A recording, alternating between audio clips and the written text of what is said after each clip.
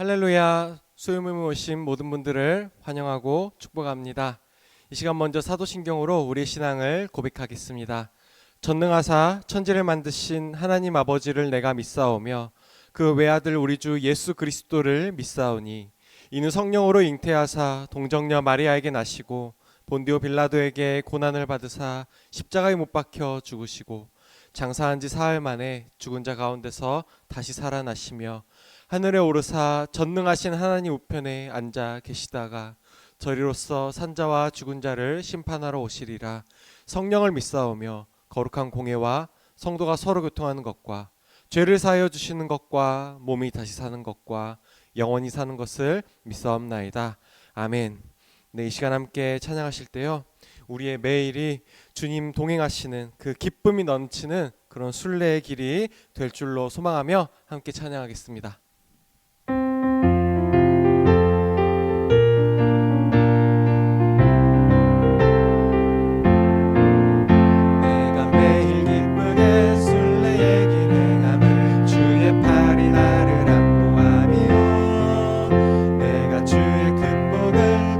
참된 비결은 주의 영이 함께함이라.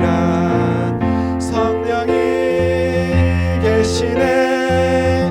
할렐루야 함께하시네.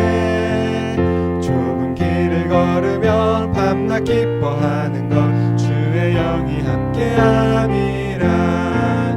전에 죄에 빠져서 평안함이 없을 때 예수 십자가의 공로 힘입어 참된 평화 얻음을 주의 영이 함께함이라. 성령이 계시네. 할렐루야 함께하시네. 좁은 길을 걸으며 밤낮 기뻐하는 것 주의 영이 함께함이라. 나와 동행하시고 모든 염려하시니 나는 숲의 새와 같이 주의 뜻을 행함을 주의 영이 함께함이라. 성령이 계시네. 할렐루야 함께하시네. 좁은 길을 걸으며 밤낮 기뻐하는 것 주의 영이 함께함이라. 세상 모든 욕망과 나의 모든 정욕을 십자가에 이미 못을 박았네. 무거운 짐 벗으니 주의 영이 함께함이라. 성령이 계시네. 할렐루야 함께하시네. 좁은 길을 걸으며 밤낮 기뻐하는 것 주의 영이 함께함이. 성령이 계시네. 성령이 계시네. 할렐루야 함께하시네.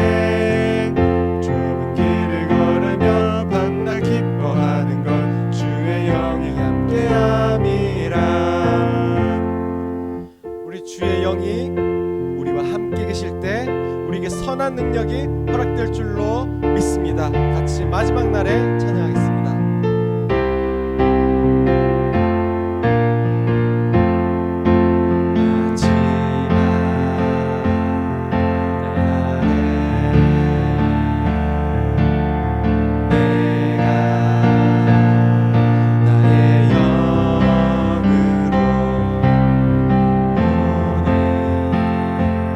백성의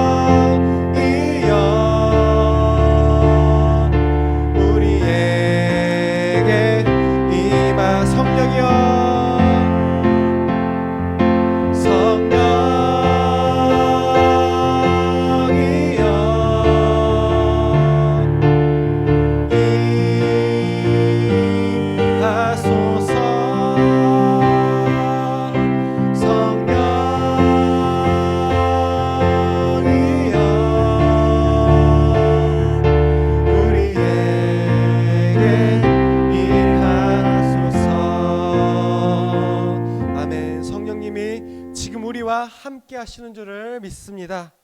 네, 이 시간 계속해서 찬양하실 때 우리의 찬양을 받기에 합당하신 우리 주님께 우리의 노래로 영광과 존귀를 올려드립시다.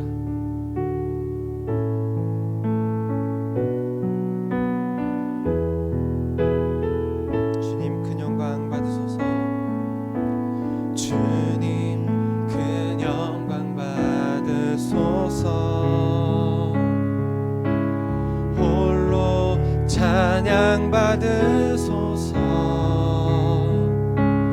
모든 이름 위에 뛰어난 그 이름, 온 땅과 하늘이 다 찬양해. 겸손하게 우리 무릎 꿇고 주 이름 앞에 영광 돌리세. 모두 절하세. 독생자 예수 주님께 찬양 드리리. 모든 영광과 존귀와 능력 받으소서. 받으소서. 영광과 존귀와 능력 받으소서. 받으소서. 그리스도 살아계신 하나. 모든 영광과 존귀와 능력 받으소서. 받으소서. 영광과 존귀와 능력 받으소서. 받으소서.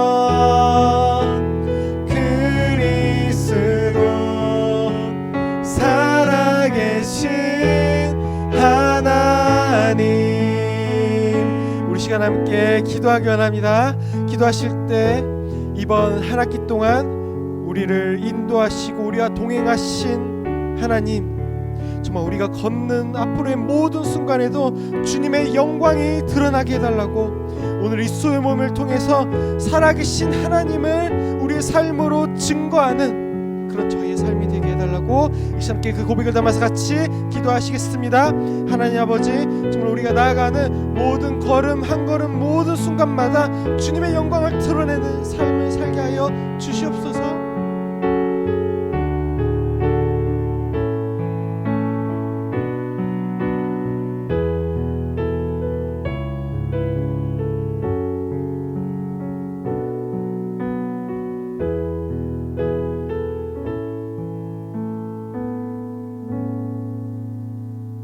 하나님 감사합니다. 오늘 저녁에도 저를 불러주셔서 이렇게 하는 줄 나와 예배하고 찬양하고 또 말씀 볼 수 있게 허락하여 주심을 감사드립니다. 오늘 말씀을 통해서 다시 한번 하나님, 우리를 향하신 하나님의 뜻에 대해서 깊이 배우고 알아갈 수 있는 시간들 되게 도와주시고, 말씀을 통해서 또 우리 각 사람의 꼭 주고자 했던 음성을 듣는 시간들 되게 도와주시고, 이 말씀을 통해서 우리를 위로하시고 찾아오시고 우리의 삶 가운데 역사하시는 하나님의 능력을 맛볼 수 있는 시간 될 수 있도록 하나님 붙잡아 주시옵소서. 아버지, 지난 한 학기 동안 우리가 또 이제 다락방 함께 마가복음을 배웠습니다. 이제 다락방도 종강할 때가 다가오는데 하나님 마무리 잘하게 도와주시고 마지막까지 우리가 주 안에서 말씀 가운데 잘 거할 수 있도록 하나님 은혜를 더하여 주시옵소서. 마칠 때까지 함께 좀 있사오며 모든 말씀 예수님의 이름으로 기도드립니다. 아멘. 오늘 옥하는 목사님 다락방 교재죠. 마가복음 1, 13과 비유로 천국의 비밀을 가르치시다 라는 제목을 가지고 마가복음 4장 26절부터 32절까지 말씀을 좀 다루게 될 거예요. 저희가 이번 한 학기 동안 마가복음 가지고 살펴봤는데요. 오늘 이제 다락방 종강을 이번 주가 다락방 이제 종강을 하고 7, 8월 달은 방학이 들어갑니다. 여러분들 방학 동안 잘 쉼도 가지시고 또 영적으로 재충전하는 시간들 가지시고 또 7, 8월 달에는 우리 수요 모임도 이제 다락방 저거 방학 관계로 하지 않으니까요. 잘 쉬셨다가 또 9월 달에 또 새롭게 또 이제 우리가 다시 수요 모임 시작했으면 좋겠습니다. 그래서 오늘은 이번 학기 마지막 과입니다. 13과 함께 배우도록 하죠. 우리 마음의 문을 열며 같이 한번 읽어볼까요? 앞에서 배운 씨 뿌리는 비유는 복음을 받은 자가 마음가짐을 옥토처럼 바로 가져야 할 책임이 있음을 교훈한다.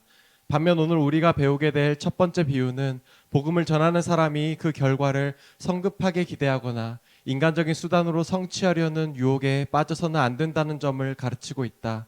씨앗이 자라고 열매가 맺는 모든 과정은 하나님의 손에 달려 있다. 이어서 나오는 겨자씨 비유는 복음을 전하는 일이나 교회의 사역이 처음에는 매우 보잘것없이 보일 수 있지만 나중은 반드시 창대하게 된다는 사실을 예언하고 있다. 우리는 이 비유를 통해 우리가 하는 사역에 대한 확신과 꿈을 가질 수 있어야 한다. 네, 우리가 계속해서 뭘 배우냐면 예수님이 비유로 가르치셨잖아요. 이 비유에 대해서 배우게 됩니다. 특별히 뭐에 대해서 배우냐면 씨 뿌리는 비유에 대해서 지난주에 배웠죠. 씨 뿌리는 비유는 어떤 내용이었죠? 말씀과 또 말씀을 듣는 우리의 마음의 상태에 대한 비유예요. 같은 말씀임에도 불구하고 어떤 경우에는 많은 열매를 맺지만 어떤 경우에는 그 열매를 덜 맺게 되죠. 그럼 왜 이런 현상이 일어날까요? 그것은 우리의 마음의 상태가 다르다는 거예요. 마치 길가에 뿌려진 씨앗과 같은, 우리가 길가와 같은 또 돌밭과 같은 가시덩굴과 같은 그런 마음의 상태라면 같은 말씀을 우리가 들어도 뭐예요? 열매가 달라지는 거죠. 따라서 이 비유의 핵심은 뭐냐면 우리의 마음을 경작하라는 거예요. 그래서 우리가 지난주와 그 지난주 2주간에 걸쳐서 정말 우리가 말씀을 듣는 우리의 마음의 밭은 어떤가 라는 것에 대해서 우리가 좀 살펴봤습니다. 그럼 이번 주에서 뭘 배우냐? 이번 주에는 하나님 나라에 대해서 배워요. 그런데 이 하나님 나라도 예수님께서 뭘로 가르쳐주냐면 비유로 가르쳤어요. 그런데 여러분들 비유를 배울 때 보시게 되면 비유가 뭐에 관련된 비유가 많냐면 농부와 관련된 농사 짓는 것과 관련된 비유가 많아요. 그럼 왜 이렇게 농부와 농사 짓는 것에 비유가 많을까요? 그것은 그 당시에 대부분의 사람들이 뭐였냐면 농부였어요. 그래서 이 농부들이 잘 알아듣기 쉽게. 그러니까 비유라는 게 굉장히 어려운 말을 하는 게 아니에요. 그러니까 예수님께서는 사람들이 못 알아듣게 어려운 말을 하는 게 아니에요. 오히려 이것은 랍비, 그 당시 서기관들을 가리키는 방식이었어요. 그 당시 랍비들은 어떻게 가르쳤냐면 유명한 사람의 말을 인용을 해요. 그리고 독특한 개념들을 가르쳐요. 그러면서 뭘 하는 거예요? 자기의 권위를 높였어요. 그런데 오히려 예수님께서는 그냥 우리가 일상에서 만나게 되는 그런 평범한 이야기를 통해서 하나님 나라에 대해서 알려주기 원했던 거죠. 우리 1번 문제 같이 한번 읽어볼까요? 예수님은 하나님의 나라를 무엇에 비유하고 있는가? 여기서 말하는 씨는 무엇이며 씨를 뿌리는 것은 무엇을 의미하는가? 첫 번째로는 굉장히 간단한 비유를 했어요. 어떤 비유를 했냐면 하나님 나라는 사람이 땅에 씨를 뿌리는 것과 같다. 땅에 심겨진 씨앗과 같다. 하나님은 하나님 나라를 뭐라고 생각했냐면 땅에 심겨진 씨앗과 같다는 거예요. 우리가 씨 뿌리는 자의 비유를 배웠잖아요. 씨 뿌리는 자의 비유와 일맥상통하는 거예요, 이건요. 그럼 여기서 씨는 뭐냐? 씨는 뿌리는 자는 말씀을 뿌리는 것과 같으니 이 씨는 말씀이에요. 땅은 어디겠어요? 우리 사람의 마음이겠죠. 각 사람의 마음이겠죠. 각 사람의 마음에 말씀을 뿌리는 것, 전하는 것과 같다라고 표현한 거예요, 하나님 나라를. 그럼 왜 하나님 나라를 씨를 땅에 뿌리는 것에 비유했을까요? 우리 2번 문제 같이 한번 읽어볼까요? 하나님의 나라, 즉 교회는 씨를 밭에 뿌리는 농부와 같다고 말한다. 그 이유는 무엇인가? 이 마가복음 15장 16절은 예수님께서 이제 부활하셨잖아요. 예수님께서 부활하신 다음에 승천하기 전에 마지막으로 제자들에게 하신 말씀이에요. 그래서 이 말씀은 예수님이 주신 유언과도 같은 말씀이라고 이야기하고 그래서 지상명령이라고도 이야기를 해요. 가장 중요한 예수님 주신 명령이라는 거죠. 왜냐하면 승천하기 직전에 마지막 순간에 딱 당부한 거니까. 근데 마지막 순간에 당부한 게 뭐예요? 온 천하를 다니면서 뭐예요? 만민에게 복음을 전해라. 복음은 하나님의 말씀을 전하라는 거예요. 그래서 제자들에게 가장 중요한 사명은 뭐냐? 제자들에게 주신 사명은 뭐냐? 말씀을 전하는 거예요. 그래서 지상명령 혹은 대사명이라고 그러거든요. 대사명이 뭐냐? 하나님의 말씀을 전하는 거예요. 결국에 교회란 무엇이냐? 하나님의 말씀을 전하는 것이 뭐예요? 교회예요, 교회. 왜냐하면 하나님께서 마지막으로 주신 명령이 말씀을 전하는 거기 때문에. 다르게 말하면 교회의 본질은 뭐냐? 말씀을 전하고 가르치는 게 교회의 본질이라는 거예요. 하나님 나라, 교회의 본질은 뭐냐? 그것은 하나님 나라의 본질, 가장 중요한 사명은 하나님의 말씀을 전하고 가르치는 거예요. 마찬가지로 여러분 우리 한 학기 동안 다락방 했잖아요. 교회 내 소그룹이 있습니다. 교회 내 소그룹의 가장 중요한 특징은 뭐예요? 그건 말씀을 배운다는 거예요. 여러분 교회 내 소그룹 다락방이 모여서 우리가 서로를 위해서 기도도 하죠. 그리고 맛있는 것도 먹고 서로 교제도 하죠. 다양한 소그룹엔 요소가 있어요. 친교도 있고 교제 나누기도 하고 함께 봉사도 하고. 하지만 교회 내 소그룹의 가장 중요한 본질은 뭐냐? 말씀을 배우는 거예요. 왜요? 그게 교회이기 때문에. 만약에 우리가 말씀 배우지 않아요. 모여서. 말씀에 대해서 이야기하지 않아요. 그건 세상 모임과 구별이 안 된다는 거예요. 정말 교회의 본질은 뭐예요? 말씀을 전하는 거예요. 우리 주일학교도 마찬가지예요. 여러분 주일학교 아이들 오면 아이들과 재밌게 노는 거 중요하죠. 그거 정말 필요합니다. 그런데 뭐예요? 정말 중요한 건 뭐냐면 말씀을 뭐 하는 거예요? 가르치는 거예요. 그래서 말씀을 빼면은 아무것도 아니란 거예요. 디트리트 보네퍼 같은 목사님 뭐라고 했냐면 하나님이 인간의 몸을 입고 찾아오셨듯이 오늘 말씀이 우리를 찾아온다. 예수님께서 인간의 몸을 입고 이 땅에 오셨잖아요. 그 다음에 인간의 몸을 입고 오셨다가 다시 뭘 하셨어요? 하늘로 올라가셨어요. 그 다음에 마지막으로 당부한 게 뭐예요? 말씀을 전하는 거예요. 왜요? 우리는 더 이상 예수님을 육신의 눈으로 볼 수 없어요. 하지만 이 말씀이 예수님이 이 땅에 찾아왔던 것처럼 이 말씀이 성육신된 하나님의 모습으로 우리에게 찾아오셔서 우리의 삶을 인도하시고 우리의 삶을 보호하시고 우리의 삶을 이끄는 것. 그래서 가장 교회에 중요한 것은 뭐냐? 말씀이에요. 말씀. 그래서 말씀을 통해서 하나님은 우리에게 찾아오시고 우리에게 말씀하시고 우리를 인도하시고 우리의 삶을 과 동행하시며 이끌어 가시는 거예요. 그래서 이 말씀은 성육신된 하나님과 같은 모습이다라고 이야기를 하는 거죠. 우리 3번 문제 같이 한번 읽어볼까요? 전도자의 역할은 복음을 전하는 데 있고 그 결과에 대해서는 책임이 없다는 사실에 대해 어떻게 말하고 있는가? 네. 27절에 이렇게 됐어요. 우리가 씨 뿌리는 것에 비유했어요. 하나님 나라는 뭐냐? 땅에 뿌려진 씨앗과 같다는 거예요. 그런데 이 씨앗이 그 다음에 설명하는 거예요. 왜 씨앗에 비유했는지. 그가 밤낮 자고 깨고 하는 중에 씨가 나서 자라되 어떻게 그렇게 되는지 알지 못하느니라. 저희 아이들이 이제 어렸을 때 초등학교 가면 이제 이 씨앗 심는 이런 실험들을 하잖아요. 그래서 그런 거 하잖아요. 이렇게 접시나 비커 같은데 탈지면 같은 거, 솜 같은 거 깔아놓고 물에 적신 다음에 씨앗을 숨겨두잖아요. 그럼 씨앗에서 뭐가 자라요? 뿌리가 나고 씨앗이 자라잖아요. 그래서 우리 아이가 이제 그걸 심어놨으니까 그 앞에서 계속 지켜보고 있는 거예요. 너 여기 왜 있냐 그러니까 뿌리가 나는 걸 보려고 이렇게 지켜보고 있대요. 야, 그렇게 본다고 생기지 않아. 그냥 두면 알아서 자라. 근데 실제로 어때요? 그렇게 두면 알아서 자란다는 거. 물론 농부가 어떻게 해요? 씨앗을 심고 물도 주죠. 그런데 그게 어떻게 자라는지 모르는 거예요. 그런데 어느 순간 보면 자라져 있죠. 왜 그래요? 씨앗 안에 뭐가 있는 거예요? 생명력이 있는 거예요. 마찬가지란 거죠. 하나님의 말씀에는 살았고 운동력이 있어서 그 안에 생명력이 있어서 우리가 전하기만 하면 뿌리기만 하면 그 말씀이 뭐예요? 자라고 성장하고 그 말씀이 열매 맺게 되어 있다는 거예요. 고린도전서 3장 6절에 7절은 이렇게 이야기합니다. 나는 심었고 나는 누구냐면 바울이에요. 나는 심었고 아볼로는 물을 주었을 때 오직 하나님이 자라게 하시나니. 결국에 우리가 외적인 조건, 외적 조건을 도와줄 수는 있어요. 하지만 결국에 자라게 하는 건 누구예요? 하나님이시라는 거예요. 하나님. 그래서 우리가 말씀을 전하지만 결국에 그 말씀을 듣고 사람들이 복음을 받아들이고 예수 그리스도를 믿는 건 우리가 할 수 있는 일이 아니에요. 오직 하나님만이 하시는 일이라는 거예요. 그래서 우리가 맡겨진 책임은 뭐예요? 심고 물 주는 거예요. 거기까지가 우리가 해야 될 일이라는 거죠.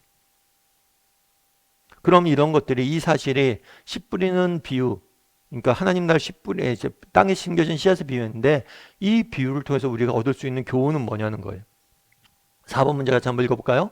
이것은 복음을 전하는 우리에게 큰 위안과 용기를 주는 말씀이다. 왜 그런지 다음에 몇 가지 사실을 가지고 이야기해보라. 첫 번째, 성급한 기대에 대해서 이야기를 해요. 예를 들면 그런 거죠. 오늘 복음을 전했어요. 그런데 사람들이 안 믿잖아요. 안 받아들이잖아요. 그렇다고 우리가 뭘 하지 않아도 돼요? 낙심하지 않아도 돼요. 왜요? 이게 심겨져 있으면, 우리는 심기만 하는 것, 심겨져 있으면 이게 결국에 뭐예요? 잘할 것이라는 거예요. 우리 자녀들에게도 마찬가지예요.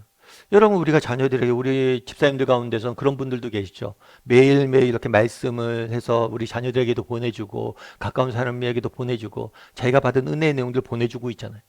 그러면 이거에 대해서 아이들이 즉각적으로 반응을 보이나요? 반응 보이지 않아요. 아무것도 안 일어나는 것 같아요. 그런데 뭐예요?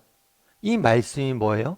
결정적인 순간에 그 사람의, 아이들의 마음을 지키고 아이들을 변화시킨다는 거예요. 그래서 우리가 낙심할 필요가 없다는 거예요. 저도 이건 경험했던 거예요. 제가 종종 말씀드리지만 저는 이제 대학교 때까지는, 중고등학교 때 교회 열심히 다니다가 대학교 때 교회 다니지 않았어요. 한참 교회를 떠났을 때, 그때 이제 친구가, 저랑 중고등학교 때 신앙생활 열심히 했던 친구가 편지를 보냈어요. 근데 편지를 보냈는데 뭐 승원아 잘 지내니 어쩌고저쩌고 하다가 맨 끝에 하나님의 말씀을 하나 적어 보냈어요. 그분이 히브리서 4장 말씀이었어요. 너희가 한 번 은혜를 받고 하나님의 비추임을 받고 그 다음에 떠난 자는 다시 회개하여 돌아올 수 없나니. 그러니까 너희가 한 번 은혜를 받은 다음에 정말 다시 그리스도의 십자가를 박힌 걸 욕보인 사람은 다시 회개하여 돌아올 수 없다. 굉장히 심각한 말씀을 적어 보낸 거예요. 그러니까 뭐 친구가, 그러니까 걔도 독한 친구죠. 예를 들어 누가 친구가 돌아오지 않잖아요. 교회를 떠났잖아요. 그러면 하나님은 사랑이시다. 널 사랑하셔 돌아와야, 이런 얘기를 보낸 게 아니라 그런 얘기를 보낸 거예요. 너 그렇게 다니다가 다시 못 돌아와. 너 그러다 죽어. 이렇게 보낸 거예요. 그런데 아무튼 저도 뭐 친구가 이런 걸 보냈어 하고 그냥 무시하고 넘어갔던 것 같아요.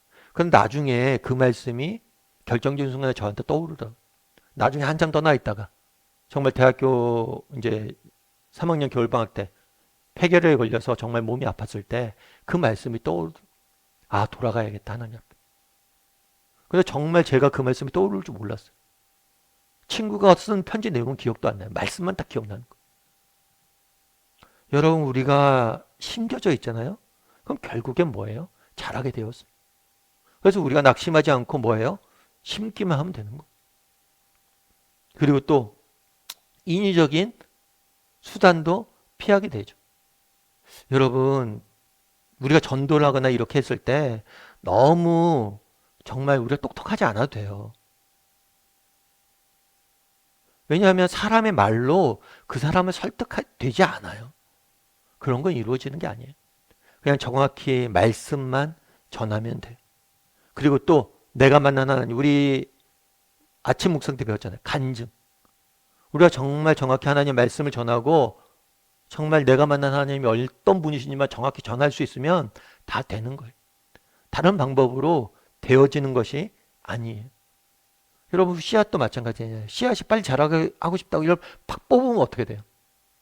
오히려 뿌리가 흔들려서 더 안 자라요. 그러니까 가만히 두고 기다리고 인내하고 기도하면 결국에 자라게 되는 거예요. 그 다음에 또 뭐가 있어요? 절망적인 상황에서 낙심하지 않음. 왜냐하면 말씀에는 뭐가 있기 때문에요? 능력이 있기 때문이란 거예요. 사도행전 18장 9절에서 10절은 이렇게 돼 있어요. 밤에 주께서 환상 가운데 바울에게 말씀하시되 두려워하지 말며 침묵하지도 말고 말하라. 내가 너와 함께 있음에 어떤 사람도 너를 대적하여 해롭게 할 자가 없으니 이는 성중에 내 백성이 많으니라. 이거 언제 하신 이야기냐면 바울이 고린도 지역에서 복음을 전하고 있었습니다. 이 복음을 전하고 믿고 그 다음에 많은 열매들이 나타났어요.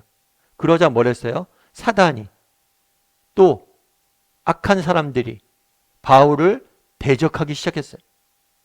그랬을 때 두려워하지 말라는 거예요. 낙심하지 말고 두려워하지 말라는 거예요. 왜냐하면 이 성중에 뭐예요? 내 백성이 많다. 말씀을 듣고 예비한 사람들이 많다. 다르게 말하면 그런 거예요. 우리가 복음을 전하잖아요. 복음을 전하면 거세게 반발하는 사람들의 목소리가 큽니다. 이 목소리가 크고 이런 것들이 드세게 나올 수 있어요. 하지만 그 안에는 뭐예요? 그 안에는 뭐가 있어요?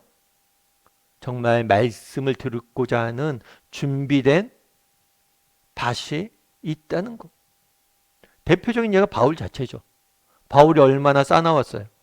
바울이 정말 얼마나 정말 그리스도인들 핍박을 했어요. 그럼에도 불구하고 그가 하나님의 말씀을 들었을 때 변화가 되어졌잖아요. 그러니까 정말 멀어요. 막 완악한 사람들, 우리가 완악한 사람들 만났을 때도 정말 우리 가족 중에서 그런 사람 있잖아요. 정말 복음이 안 들어갈 것 같고 완악하고 거부하는 사람들이 있을 수 있잖아요. 그런데 그런 사람들이 있더라도 뭐 하지 말라는 거예요? 우리가 낙심할 필요가 없어요. 왜냐하면 복음이 심겨지면 그것도 변화될 수 있기 때문에. 그래서 우리가 식물을 이걸 너무 잘할 거예요. 그 당시에 농부라서. 우리는 농부가 아니잖아요. 그런데 이 씨앗이 심겨지면 어떤 걸 알아요? 막 씨앗이 바위를 뚫고 들어가는 것도 아니잖아요. 우리가. 그래서 씨앗이 바위를 뚫는 경우도 있다고 그러죠. 그러니까 그만큼 말씀에 힘이 있는 거예요. 완악하게 대적하더라도 그 안에 백성이 많다는 거죠. 그 다음에 구원에 대한 절대 주권을 인정하게 돼요. 결국에 뭐예요? 씨앗을 자라게 하는 이는 하나님이시다. 바울이 이야기했잖아요. 내가 뿌렸고 나와 아볼로가 그렇게 노력했지만 결국에 이 모든 걸 하시는 분은 누구다라고요? 하나님이라는 하나님. 놀라운 거죠. 여러분 복음을 한번 전해보세요. 그럼 정말 저 사람이 복음을 듣고 예수를 딱 믿어요. 그게 정말 놀라워요. 어떻게 믿지? 우리가 하는 게 아니라서 그런 거예요. 내가 뭐 나 같은 사람이 말한다고 믿습니까? 안 믿죠. 내가 무슨 말재주가 있다고, 내가 무슨 지혜가 있다고, 내가 무슨 뭐 경력이 있고, 내가 무슨 사회적으로 내놓을 만한 게 있다고 내 말을 믿고 예수를 믿어요. 그런데 믿게 된다니까요. 그러니까 하나님이 하신 일이라서 그런 거예요. 그리고 당연히 전도자의 열매는 공로가 아니다. 전한 자의 공로가 아니다. 왜냐하면 잘하게 하시는 이는 누구예요? 하나님이시기 때문이죠. 그럼에도 불구하고 우리에게 말씀을 뿌리라고 씨를 뿌리라고 말씀하신 이유는 뭐예요? 우리의 공로는 아니지만 기쁨에 동참하라는 거예요. 정말 결국에 하나님이 구원하세요. 그런데 우리를 도구를 통해서 하잖아요. 그래서 그 영혼 구원의 기쁨에 여러분 동참하게 하기 위해서 정말 우리에게 이런 사명을 주셨다는 거예요. 여러분들이 이 사실을 알아야 돼요. 여러분 정말 우리가 한 영혼을 구원한다는 것, 이것이 얼마나 기뻐하는 일인지 우린 지금 당장은 안 보여서 모르죠. 그런데 성경은 뭐라고 얘기해요? 한 영혼이 돌아올 때 하늘에서 천군 천사들이 노래하고 기뻐하고 잔치가 벌어진다고 그러잖아요. 우리는 보이지 않아서 모를 거예요. 그런데 우리가 언젠가 천국에 갈 거 아니에요. 그럼 우리는 알게 될 거예요. 한 영혼을 돌아온 일들이 얼마나 기쁘고 즐겁고 정말 복된 일이고 이것들을 모두가 기뻐하고 있는지, 그 기쁨에 우리가 동참하길 원하시는 거예요. 함께 누리길 원하시는 거예요. 물론 모든 걸 하시는 분이 하나님이에요. 그럼에도 불구하고 우리를 도구로 사용하시는 이유는 뭐냐? 너 우리에게 뿌리라고 하시는 이유는 뭐냐? 우리가 그 기쁨에 동참했으면 좋겠다는 거예요. 그 기쁨을 맛봤으면 좋겠다는 거예요. 그럼 여러분들은 어떠세요? 여러분 이 기쁨을 아세요? 여러분 이 기쁨을 아세요? 우리 선교사님들 가끔 만나서 이야기할 때가 있어요. 여러분 선교사님들 삶이 쉽지 않아요. 여러분 특별히 우리가 옛날에는 요즘은 그렇다고 그러더라고요. 우리가 선교, 1차 선교사를 파송하기 힘든 나라가 됐다고 이미. 왜 그럴까요? 우리나라 경제 수준이 너무 높아진 거예요. 그래서 우리 아이들만 가도 우리 아이들만 해도 재래식 화장실 써본 적이 없잖아요. 그러니까 제3세계 같은 데 가면 완전히 그 낙후돼 있는 데인데 그런 데서 적응 자체를 못해요. 사랑하지 못해요. 그만큼 아직도 낙후돼 있는 데서 선교하고 이런 것들이 쉬운 일이 아니에요. 또 그럼 선교한다고 그 사람들이 바로바로 예수님 믿나요? 아니에요. 믿지 않아요. 수고하고 애쓰고 너무 노력해도 잘 안 될 때가 너무 많아요. 그런데도 선교사님들 그런 얘기 있어요.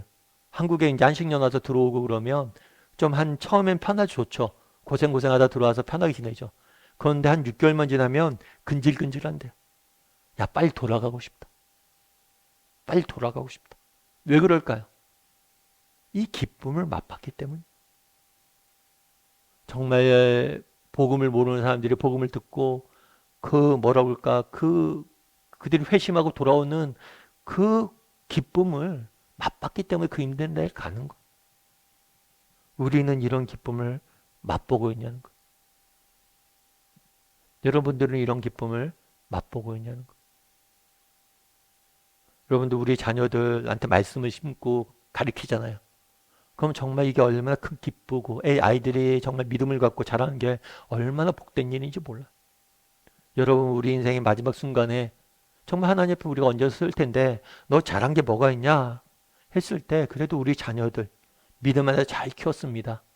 이 말하는 게 얼마나 자랑스러운 일인지 모른다는 거예요.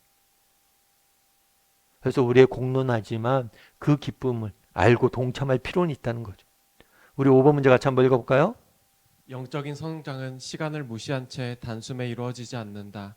시간의 흐름과 함께 신앙은 자라고 성숙해진다. 이 사실에 대해 28에서 29절은 어떻게 말하고 있는가? 이렇게 되죠. 땅이 스스로 열매를 맺되 처음에는 싹이요, 다음엔 이삭이요, 다음에는 곡식이라 그 다음에 추수하게 된다라고 이야기해요. 그러니까 말씀을 심겨지면 말씀을 심으면 어떻게 돼요? 바로 열매가 나타나는 게 아니라는 거예요. 말씀이 뭐예요? 싹이 나고 이삭이 생기고 그 다음에 곡식이 돼서 열매를 맺는다는 거예요. 추수를 해야 된다는 거예요. 그러니까 기나긴 과정들이 필요해요. 그래서 우리가 말씀을 배우거나 영적인 성장했을 때 조심해야 될 게 조급증을 버리는 거예요. 그래서 여러분 그런 게 있어요. 뭐냐면 말씀에 은혜를 받습니다. 그런데 이 은혜를 유지하는 일이 쉽지 않아요. 은혜를 받아요. 그런데 내일 되면 뭐예요? 세상 속에 막 살다 보면 이 은혜가 다 사라지고 세상 염려와 걱정에 휩싸일 때가 많아요. 이 은혜가 다 사라지는 거죠. 그래서 우리가 아침 묵상도 하고 주일날 예배만 드리고 끝나는 게 아니라 아침 묵상도 하고 다락방도 하고 계속 이렇게 하는 게 뭐냐면 이 은혜라는 게 계속해서 사라지기 때문이에요. 사단이 계속해서 뺏어가기 때문이에요. 그래서 이 계속해서 유지시키기 위해서 노력을 해야 된다는 거예요. 그렇게 노력했을 때 뭐예요? 서서히 잘할 거예요. 이건 우리는 사실 농부가 아니라서 이 얘기가 뭔지 몰라요. 그런데 농부들은 알잖아요. 농부들은 매일 밭에 나가서 뭘 합니까? 잡초도 뽑고 그 다음에 물도 주고 그 다음에 거름도 주고 매일같이 가서 하는 일이 있잖아요. 매일같이 그 작업들을 하는 거예요. 왜 해요? 지금 당장은 변화가 없지만 서서히 천천히 잘하는 걸 알기 때문에 확신하기 때문이죠. 그래서 여러분들도 우리가 영적인 것들에 대해서 조급증을 좀 버릴 필요가 있어요. 인내심을 갖고 계속해서 심고 뿌리고 계속해서 하다 보면 우리가 어느 정도 성장해 있는 모습들을 보게 돼요. 우리 자녀들에게도 여러분들 그런 경우들이 있잖아요. 우리 자녀들 이제 예를 들어서 입시를 준비해요. 엄마, 아빠, 내가 진짜 3월부터 지금까지 5월까지 너무 열심히 일했다고 고3 돼서 열심히 공부한 거예요. 그런데 왜 성적이 안 오르지? 그랬을 때 우리가 뭐라고 그래요? 야, 지금 당장 오늘 공부해서 내일 성적으로 누구 공부 못할 사람이 어딨냐.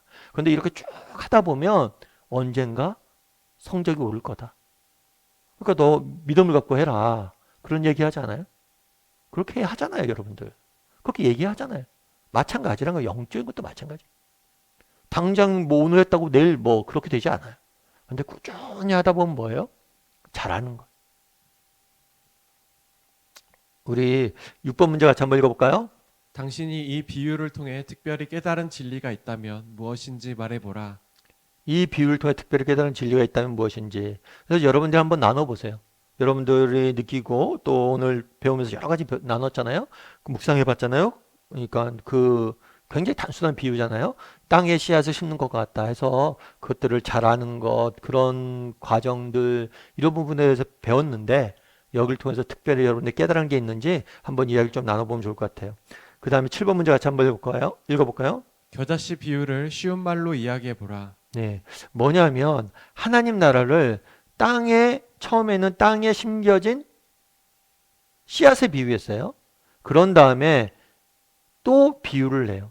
그러니까 사실은 하나님 나라는 너무나 광대하고 하나님 나라는 너무나 심오하고 하나님 나라는 너무나 풍성해요. 그래서 한 가지 비유 갖고 모두를 설명할 수는 없어요. 한 일면만을 설명하는 거예요. 그래서 또 다른 비유를 드는 거예요.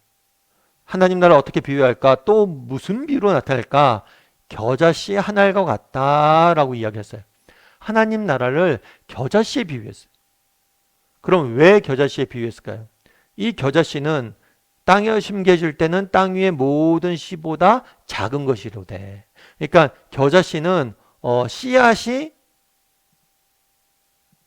작기로 유명해요. 물론 뭐 식물학자가 아니니까 식물학적으로 가장 작은 씨앗이냐? 그러면 제가 뭐라고 드릴 말씀 없어요. 그런데 그 당시에 뭐 작은 씨앗 하면 겨자씨가 대명사였어요. 야, 씨앗이 왜 이렇게 작아? 이런 이야기를 들었던 게 겨자씨. 그런데 이 작기로 유명한 씨앗을 땅에 심겼을 땐 뭐예요? 모든 풀보다 큰 가지를 내나니 공중의 새들이 깃들일 만큼 되느니라. 그래서 굉장히 씨앗이 작은데 잘 자라면 3cm, 3m까지 자란다고 그래요.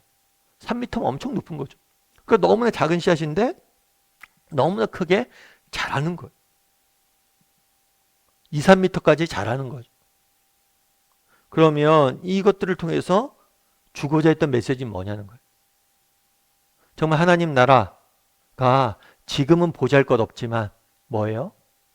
정말 그것이 땅에 심겨지고 뿌려지면 너무나 놀라운 열매를 맺게 될 거라는 거예요. 8번 문제 같이 한번 읽어볼까요? 가장 작은 씨가 가장 큰 나무가 되는 기적이 하나님의 나라와 무슨 관계가 있다고 생각하는가? 예수님의 삶과 사역을 가지고 설명해보라.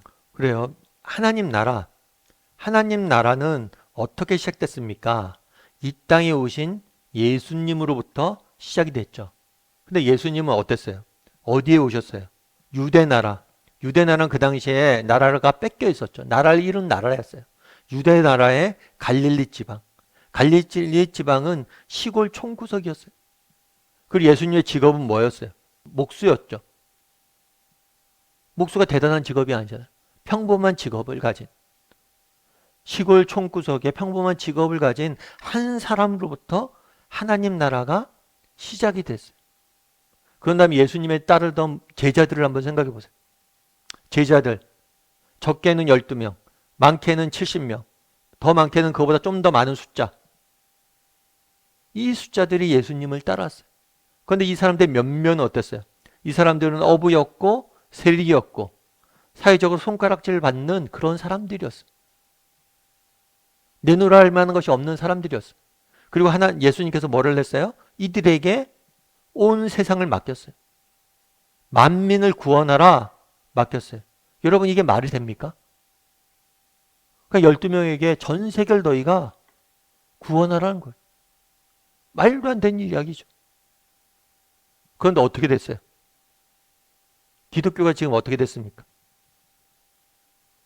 대부분의 세상 종교들은 발생지, 그 종교가 발생한 지역을 벗어나지 못했어요. 힌두교는 인도를 벗어나지 못했고 불교는 동양, 인도와 또 중국을 벗어나지 못했어요. 무슬림도 마찬가지로 중동을 벗어나지 못해. 그런데 기독교는 어때요? 정말 예루살렘에서 시작된 기독교가 정말 나라 잃은 한 도시에서 시작된 기독교가 유럽과 미국과 또 지금은 아시아와 남미와 아프리카 전역을 뭐하고 있어요? 퍼져나가고 있잖아요. 이게 겨자씨라는 거예요. 겨자씨.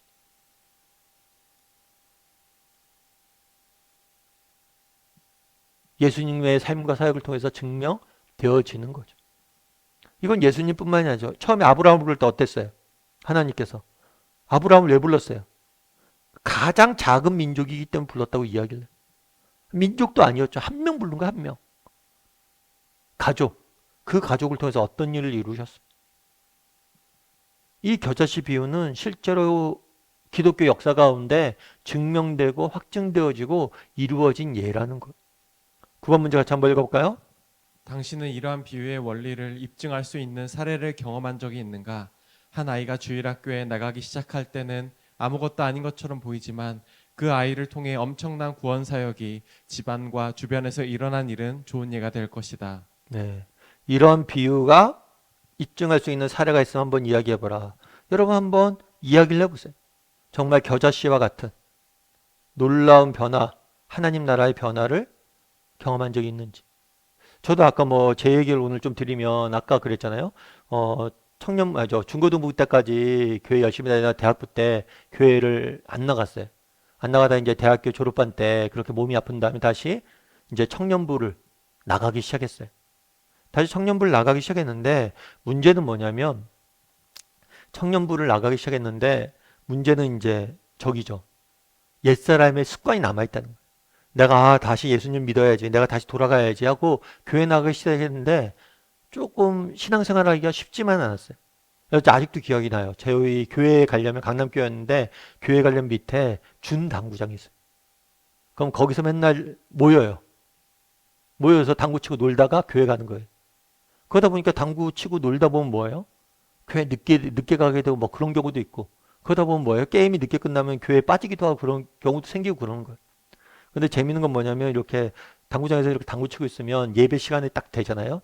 그러면 그 당시 제가 이제 처음에 청년부에 들어왔을 때 소그룹을 할 거냐 묻더라고요. 그래갖고 소그룹 하겠다고.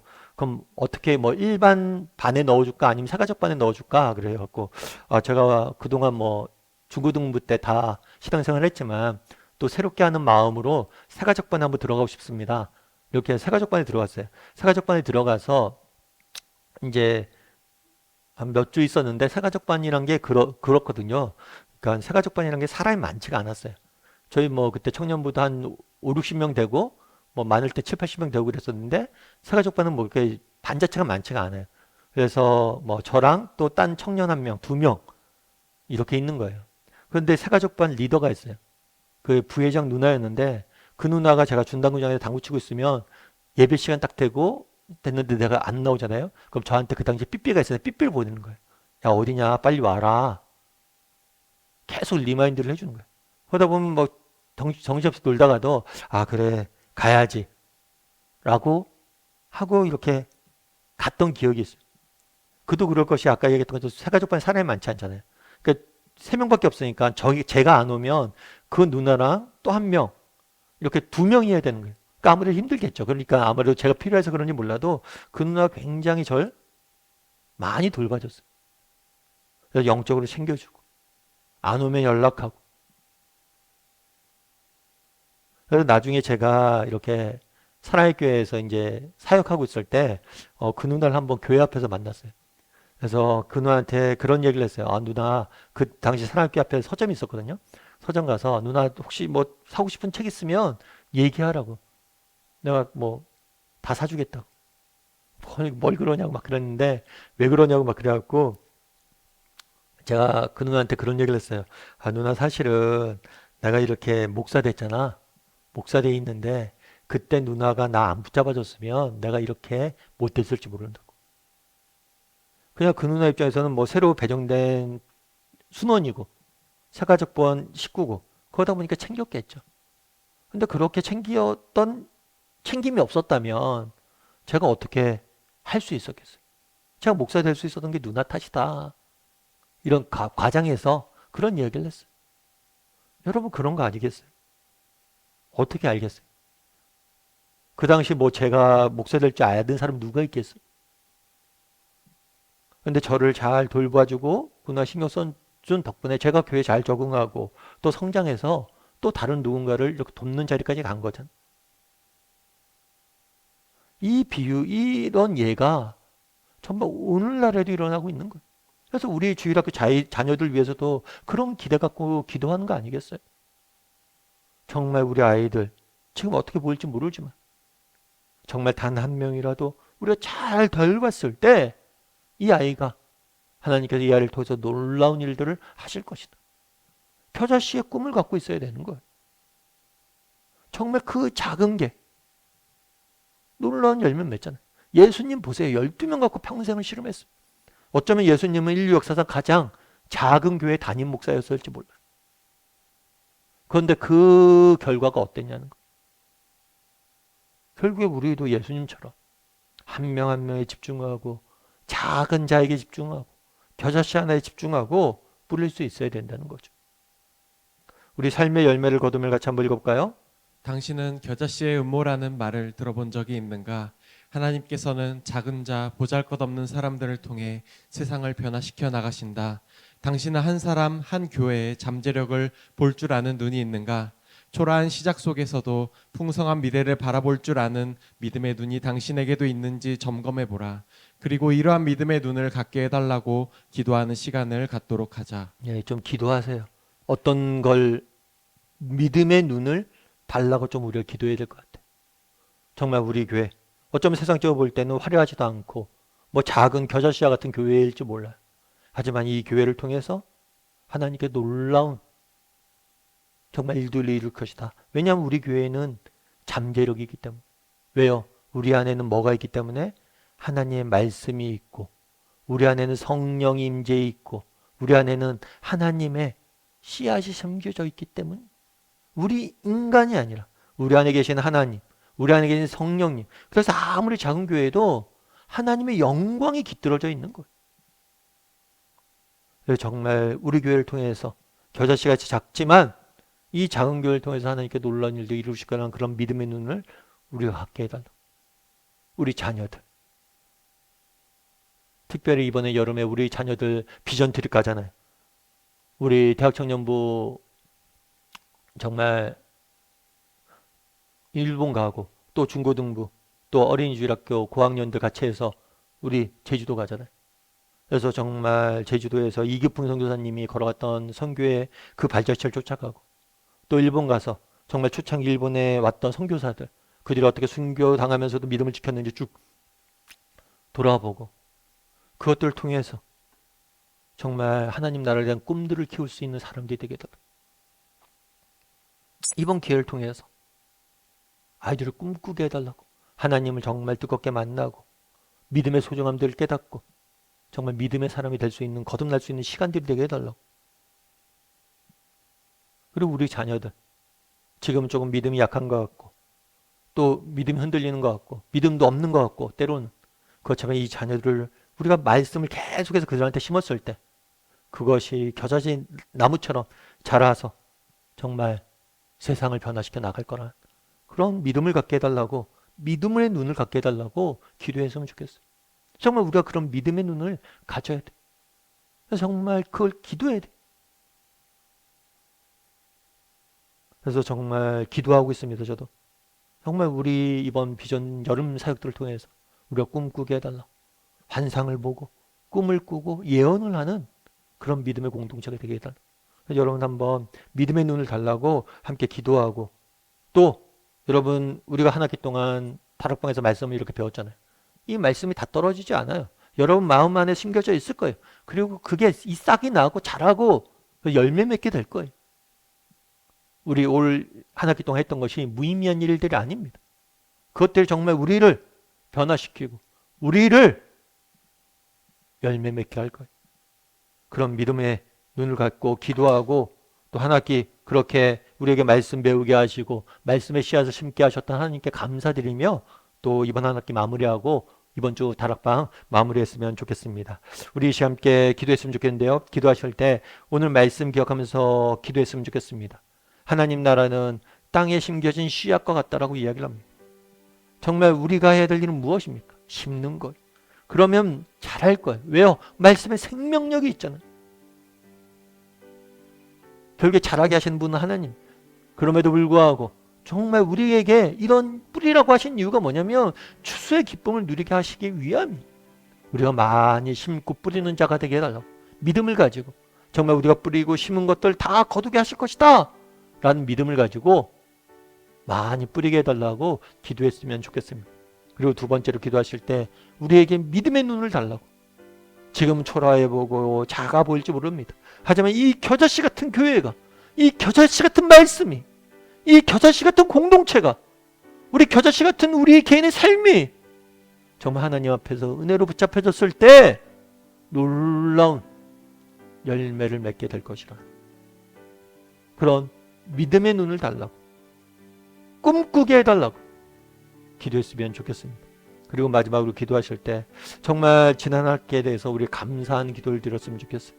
정말 지난 학기 동안 우리가 말씀을 배웠습니다. 다락방에서 말씀을 씹었어요. 이것이 언젠가 열매 맺게 될 거예요. 지난 학기 동안 말씀 배우고 말씀을 심은 작업들을 할 수 있게 인도하신 하나님께 감사의 기도를 드렸으면 좋겠습니다. 그리고 우리가 뿌린 씨앗들이 열매 맺게 해달라고.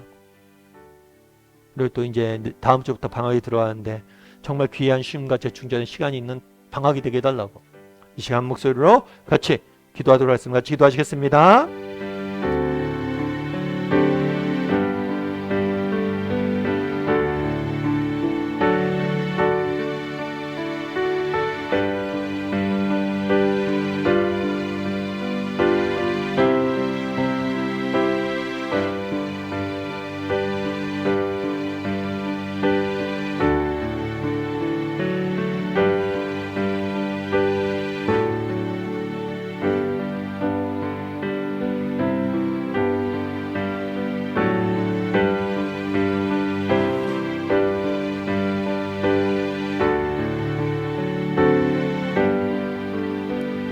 사랑의 하나님, 정말 하나님 나라는 땅에 심겨진 씨앗과 같다라고 이야기를 합니다.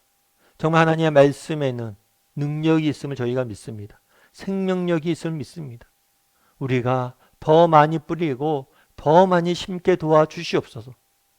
비록 정말 우리가 할 수 있는 건 아무것도 없습니다. 그저 심는 것뿐입니다. 그렇게 심었을 때 하나님께서 그 모든 것을 열매 맺게 하실 겁니다. 그래서 그 열매를 함께 누리고 추수의 기쁨을 누릴 줄 아는, 이를 위해서 많이 심을 줄 아는, 전할 줄 아는, 가르칠 줄 아는 우리 모두가 될 수 있도록 주여 은혜를 더하여 주시옵소서. 아버지 하나님, 하나님 나라는 겨자씨와 같다라고 이야기를 합니다. 정말 우리에게 믿음을 허락하여 주시옵소서. 우리에게 믿음의 눈을 뜨게 도와주시옵소서. 그 작은 씨앗이 놀라운 나무로 성장할 것에 대한 믿음의 눈들을 갖게 도와주시옵소서. 그 믿음의 눈으로 우리 자신을, 우리 자녀들을, 우리 가정을, 우리 교회를, 하나님 나라를 바라볼 수 있는 그런 믿음을 우리에게 허락하여 주시옵소서. 아버지 하나님, 지난 학기 동안 다락방을 통해서 많은 은혜를 누릴 수 있게 허락하여 주심을 감사드립니다. 또 이제 방학을 맞이하는데 우리 안에 쉼이 있게 도와주시고 영적인 재충전이 있게 도와주셔서 방학 중간에도 지치지 않게 도와주시고 영적으로 너무 떨어지지 않게 도와주시고 정말 방학 기간이 정말 우리에게 귀한 쉼과 또 배움의 시간들이 될 수 있도록 하나님께서 은혜를 더하여 주시고 붙잡아 주시옵소서. 아버지 하나님, 지난 학기 동안 우리가 말씀을 배웠습니다. 말씀을 심었습니다. 이 말씀이 자라게 하시고 정말 열매 맺게 하여 주시옵소서. 은혜 감사드리며 또 지난 학기 동안 우리를 함께 해주시며 감사드리며 모든 말씀 예수님의 이름으로 기도드립니다. 아멘. 하늘에 계신 우리 아버지여, 이름이 거룩히 여김을 받으시오며 나라의 마옵시며 뜻이 하늘에서 이루어진 것 같이 땅에서도 이루어지이다. 오늘날 우리에게 일용할 양식을 주옵시고 우리가 우리에게 죄진 자를 사하여 주는 것 같이 우리의 죄를 사하여 주옵시고 우리를 시험에 들게 하지 마옵시고 다만 해서 구하옵소서. 대개 나라 원사 영광이 아버지께 영원히 썸나이다.